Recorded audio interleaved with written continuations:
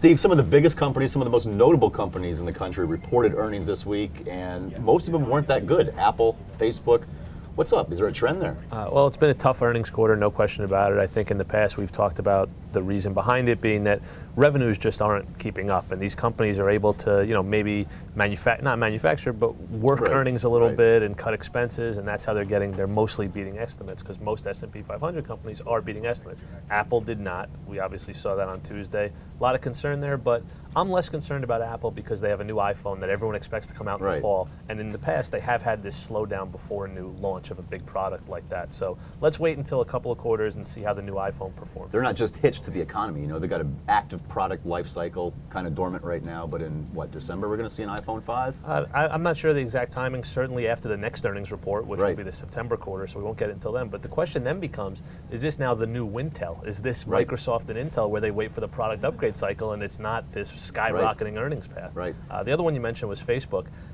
The situation with Facebook, they reported Thursday. They reported a headline loss, but that was largely due to accounting for stock compensation, restricted stock units. But the revenue is what you were looking at. The revenue you were looking at, the revenue grew. That's a good sign, revenue growing, but they didn't offer a whole lot on how they're going to monetize mobile. They freely admitted that they're in sort of a new world in terms of making money and how they're going to do that with advertisers and that kind of thing. Most of their new user growth, coming up from mobile sources.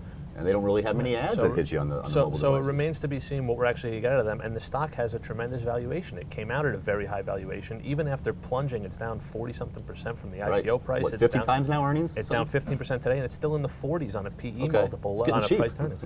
Well, we'll see. But sales are growing about what, 15, 20%? Sales are growing very good. I think the number was 30%. So you have good earnings growth, but the concern is you also have these lockups expiring where employees and previous shareholders can start selling their stock. We saw it with Zynga, where a bunch of folks cashed out a few weeks ago, and then the earnings didn't come out so great. Zuck and his buddies might be selling. So we'll see.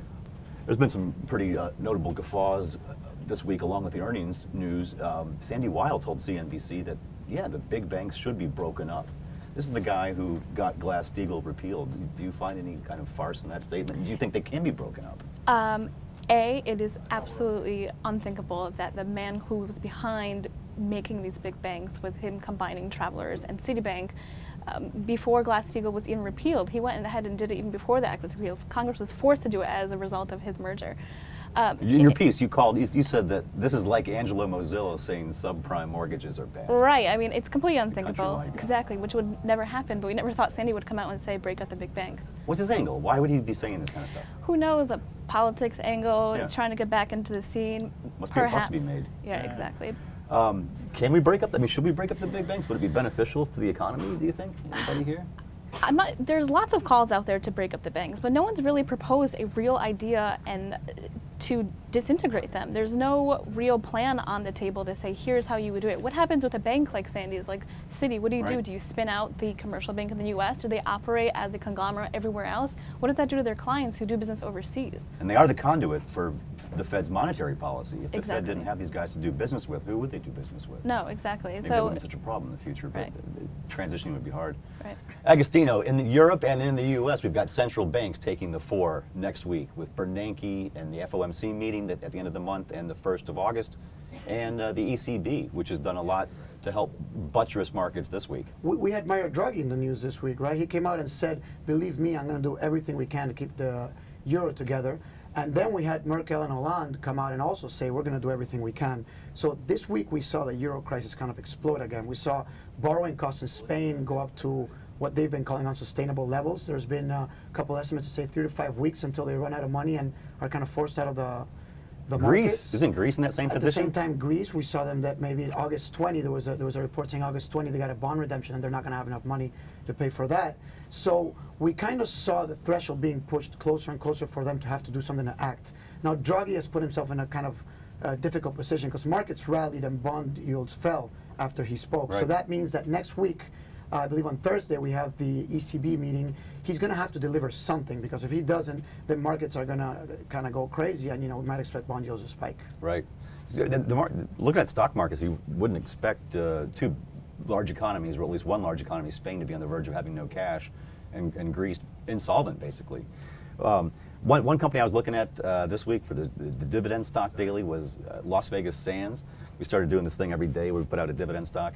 And Las Vegas Sands, you think it's just a growth stock. And it is levered to the growth in China. Company came out, the stock got hammered. All the gambling stocks were China and Macau, as we have all the growth. Still managed 10% revenue growth for Las Vegas Sands, but the profit disappointed. Point of my story is it's kicking out a 2.8% dividend yield. And it's double the treasury. Double the treasury, right? And it's growing its revenue at 10%. And if you believe Asia is a market that's going downhill, I guess it's not a stock for you. But with more people getting rich in Asia, going to places like Sands, Macau, you know, I think it's a decent stock though. Hot Topic was another one I looked at a high multiple, but they're yielding 3.23%. You guys see anything interesting out there that is attractive or unattractive? Well, I think the whole market is going to be really attractive when Ben Bernanke decides to take Not to more do Fed anything? when he does something. When he does something. Now, I'm not expecting it next week. The Fed's going to meet Tuesday and Wednesday. There's been reports that they're coming around to more action. They're more likely to do something. The U.S. economy is slowing. You just mentioned the slower growth in emerging markets. Europe obviously could fall apart at any moment, although they're seeming to come around to a backstop. I don't expect it next week, and the reason I don't expect it next week is they have another jobs report number coming on Friday. Jobs growth has clearly slowed in the second quarter to 75,000 jobs a month on the non-farm payrolls number. 225 in the first quarter. Exactly. So in the first quarter of the year. So now we'll get the first report of the third quarter, the July number. I think the Fed will wait to see that.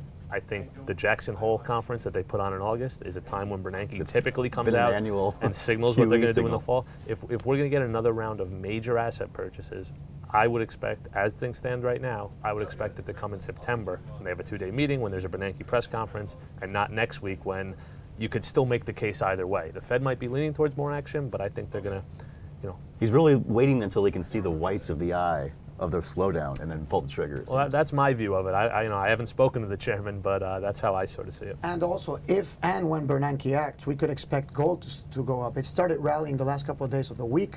And as we all know, generally QE or asset purchases, it kind of floods the market with liquidity, and a lot of that finds itself to gold, which has been kind of a disappointing asset this year. And furthermore, if we see action from the ECB, that should also be bullish for gold. Yeah, gold peaked August 22nd last year at $1,920 per ounce, and we're pushing, what, around $1,600 right now, and it really hasn't been dropping a lot lately. So what do they say, don't short a flat market?